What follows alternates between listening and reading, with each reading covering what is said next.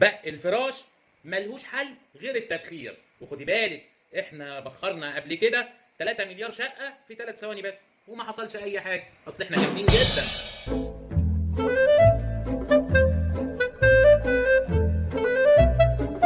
انا مصطفى حماد وجاي هنا عشان اقول لك غاز الفوسفين اللي بيخرج من اقراص الغله واقراص التبخير او الالومنيوم فوسفايد بيقدر يتسرب من اي حته، زي تحت عقب الباب، من الشباك، من باريزه الكهرباء، من اي حته. من اهم المشاكل بتاعت غاز الفوسفين القاتل ان كثافته عاليه جدا، لذلك اول ما بيبقى موجود بيحب يطلع لفوق، وهو طالع لفوق ممكن يرتطم باي نتوءات عندك في الشقه. يعني ايه الكلام ده؟ يعني ممكن تلاقي في رجل الكرسي شويه غاز فوسفين، ممكن تلاقي في المرتبه، في الشباك، في البريزه، في أكرة الباب، في اي مكان انت ممكن ما تاخديش بالك منه. فبناء عليه التهويه بالشباك فقط لا غير مش كفايه ابدا، ده خطر كبير جدا. وما تنسيش ان غاز الفوسفين قادر يموت فيل في لحظات.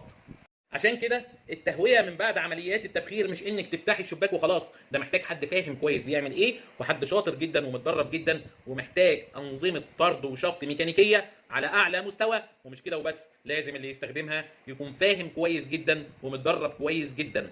صدقيني يا ست الكل، الغاز ده خطير جدا، فما تضحيش بنفسك علشان خاطر شويه حشرات وتستخدمي حاجه خطيره زي كده، او تسمعي لنصيحه سلفتك او صاحبتك او الخبير المحنك بتاع محل المنظفات الموجود على ناصيه الشارع بتاعكم، او مجموعه الخبراء المحنكين اللي مالين السوشيال ميديا. اياكي تضحي بنفسك وباسرتك وبجيرانك علشان مجرد مشوره سمعتيها من حد غلط.